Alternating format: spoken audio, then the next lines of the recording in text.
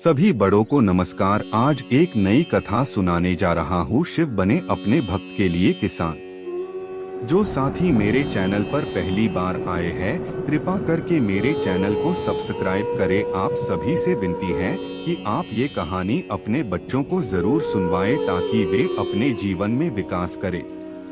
तो आइए कहानी शुरू करते हैं। बहुत पुराने दिनों की बात है। एक गांव में शिवराम नामक एक आदमी अपनी पत्नी के साथ रहा करता था। वैसे तो शिवराम एक किसान था, लेकिन उस साल उस गांव में बारिश न होने के कारण सभी किसान की फसलें सूख गई थी, जिस कारण से खेत में फसल उगाने के लिए कोई साधन नहीं था। इस कारण से उनके जिंदगी काफी हताश और निराश चल रही थी। लेकिन उनके पास एक हाथ से चलाने वाला ठेला था, जिसको वह दूसरों की सामान को ढोने के लिए उपयोग करता था। वही ठेला से उसका घर का खर्चा चल रहा था। शिवराम की पत्नी का नाम गंगा थी। वह एक बहुत ज्यादा भक्ति में लीन रहने वाली औरत थी और हमेशा भगवान शिव, भगवान ब्रह्मा तथा अन्य प्रकार के भगवानों को हमेशा याद करती रहती थी। वह हमेशा जब भी खाना बनाया करते थे तो 2 रोटी भगवान शिव के लिए तथा 2 रोटी भगवान ब्रह्मा के लिए अपने बनाए गए खानों में से निकालकर भगवान को भोग चढ़ाया कर वह गौ माता को खिला दिया करती थी। यह देखकर उसका पति मतलब कि शिवराम बहुत ज्यादा नाराज हो गया था। उन्होंने कहा कि तुम इस तरह से अनाज बर्बाद करोगे तो मैं किस तरह घर चला लूंगा। तभी उनके पत्नी कहती है कि मैं अनाज बर्बाद नहीं कर रही हूँ, बस अपने कमाए गए और बनाए खाने से कुछ भगवान के लिए भी निकाल दिया करती हूँ। क्योंकि हमारे पास जो अभी कमाई का जरिया है या जो कमाई आ रहा है वह तो सभी भगवान की ही देन है, और उसमें से हम अगर भगवान के लिए थोड़ा धन निकाल मिले तो उसमें क्या दिक्कत होने वाली है। अगर भगवान हमें इतना कुछ दे रहा है तो हमें भगवान के लिए इतना कुछ करने के लिए भी क्या सोचना पड़ेगा। अगर बाद में हमारे काम नहीं चलेंगे और हमारे घर में खाना नहीं बनेगा तो भगवान भी भूखे रहेंगे। तभी तुम्हें पता चलेगा कि बहुत क्या चीज होती है और भगवान हमेशा हम लोगों को मदद करना रहेगा।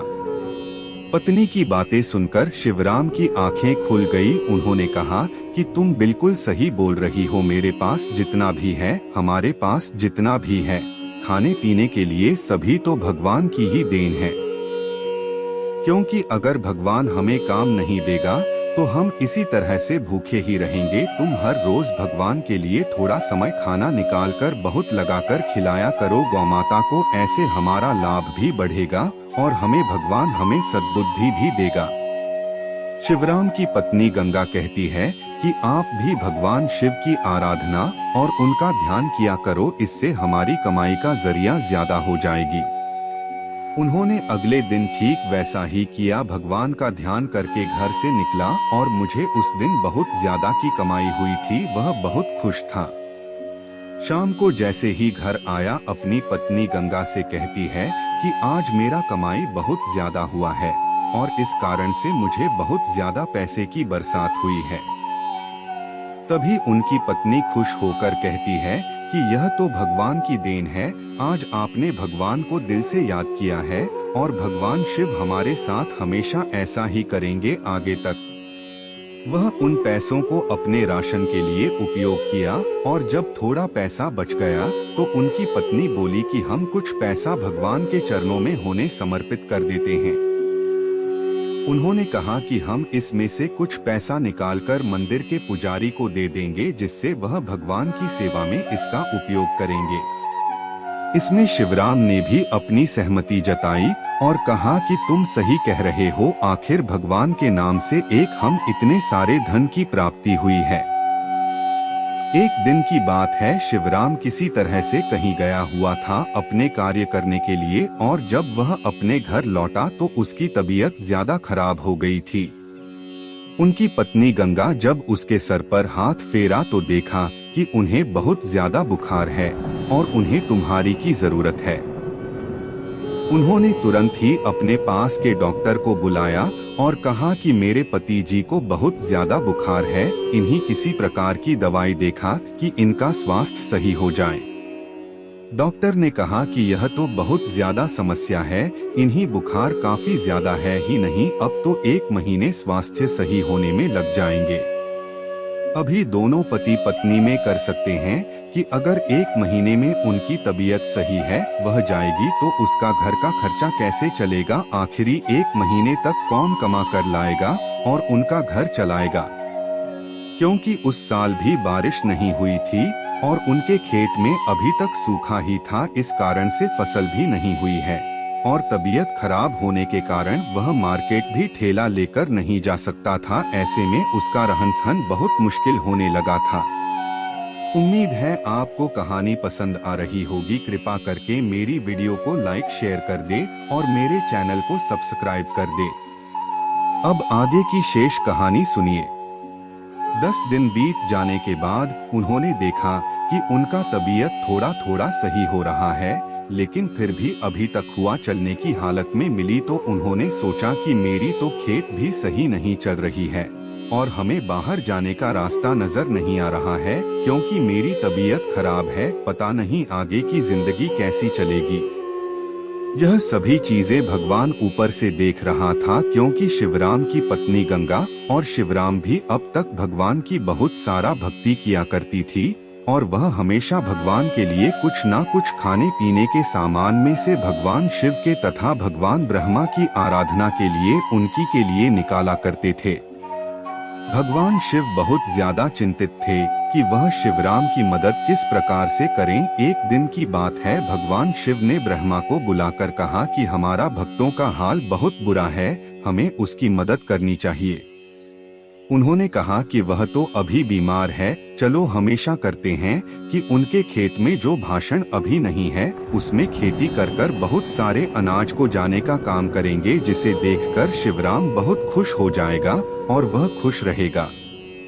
शिवराम अभी बीमार ही था कि उनके खेत में बारिश होने लगे थे भगवान के द्वारा और भगवान शिव खुद ही उनके खेत में हल चलाने के लिए आए थे। उन्होंने हल चलाया, बीज को उगाने के लिए उस खेत में बीज को बोया। भगवान ही उसके को देखरेख में किया करते थे और किसी को भी कुछ भी कानो कान खबर नहीं थी। एक दिन की बात है, भगवान शिव शिवराम के सपने में आता है और कहता है कि तुम्हारे खेत में बहुत सारे फसल लहलहा रहा है, तुम सोकर क्या कर रहे हो, जाओ अपने फसल को काटो और उसे भेज दो, इससे तुम्हारी जिंदगी की सारी मुसीबतें आसान हो जाएगी ही। इतना सुनते ही शिवराम की आंखें खुल गई और वह सपना टूट गया। उन्होंने सोचा कि भगवान शिव खुद ही आकर अगर ऐसा कह रहे हैं तो हो सकता है कि हमारे बंजर खेत में बहुत सारी फसल हो सकते हैं। उन्होंने सुबह होने का इंतजार किया और दूसरे ही दिन अपने खेत पर गया तो देखा कि बहुत सारा फसल उसके खेत में बहुत ज्यादा मात्रा में उपजाऊ हुआ है। 10 दिन बीत जाने के बाद उन्होंने देखा कि उनका तबीयत थोड़ा थोड़ा सही हो रहा है, लेकिन फिर भी अभी तक हुआ चलने की हालत में मिली तो उन्होंने सोचा कि मेरी तो खेत भी सही नहीं चल रही है और हमें बाहर जाने का रास्ता नजर नहीं आ रहा है, क्योंकि मेरी तबीयत खराब है, पता नहीं आगे की जिंदगी कैसी चलेगी। यह सभी चीजें भगवान ऊपर से देख रहा था, क्योंकि शिवराम की पत्नी गंगा और शिवराम भी अब तक भगवान की बहुत सारा भक्ति किया करती थी और वह हमेशा भगवान के लिए कुछ ना कुछ खाने पीने के सामान में से भगवान शिव के तथा भगवान ब्रह्मा की आराधना के लिए उनकी के लिए निकाला करते थे। भगवान शिव बहुत ज्यादा चिंतित थे कि वह शिवराम की मदद किस प्रकार से करें। एक दिन की बात है, भगवान शिव ने ब्रह्मा को बुलाकर कहा कि हमारा भक्तों का हाल बहुत बुरा है, हमें उसकी मदद करनी चाहिए। उन्होंने कहा कि वह तो अभी बीमार है, चलो हमेशा करते हैं कि उनके खेत में जो भाषण अभी नहीं है उसमें खेती कर कर बहुत सारे अनाज को जाने का काम करेंगे, जिसे देखकर शिवराम बहुत खुश हो जाएगा और वह खुश रहेगा। शिवराम अभी बीमार ही था कि उनके खेत में बारिश होने लगे थे भगवान के द्वारा और भगवान शिव खुद ही उनके खेत में हल चलाने के लिए आए थे। उन्होंने हल चलाया, बीज को उगाने के लिए उस खेत में बीज को बोया। भगवान ही उसके को देखरेख में किया करते थे और किसी को भी कुछ भी कानो कान खबर नहीं थी। एक दिन की बात है, भगवान शिव शिवराम के सपने में आता है और कहता है कि तुम्हारे खेत में बहुत सारे फसल लहलहा रहा है, तुम सोकर क्या कर रहे हो, जाओ अपने फसल को काटो और उसे भेज दो, इससे तुम्हारी जिंदगी की सारी मुसीबतें आसान हो जाएगी ही। इतना सुनते ही शिवराम की आंखें खुल गई और वह सपना टूट गया। उन्होंने सोचा कि भगवान शिव खुद ही आकर अगर ऐसा कह रहे हैं तो हो सकता है कि हमारे बंजर खेत में बहुत सारी फसल हो सकते हैं। उन्होंने सुबह होने का इंतजार किया और दूसरे ही दिन अपने खेत पर गया तो देखा कि बहुत सारा फसल उसके खेत में बहुत ज्यादा मात्रा में उपजाऊ हुआ है।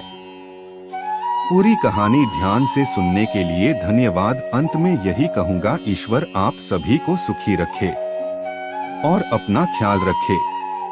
उम्मीद है कि आपको यह कहानी पसंद आई होगी। आपका कोई भी सुझाव है तो मुझे कमेंट में कह सकते हैं। कृपा करके आप मेरे चैनल को सब्सक्राइब करें और मेरी वीडियो को लाइक करें ताकि मुझे धार्मिक वीडियो बनाने का हौसला मिलता रहे और आप सबका प्यार भी मिलता रहे। कृपा मेरे चैनल को सब्सक्राइब करें। अब मैं मिलता हूँ आपको अगली वीडियो में।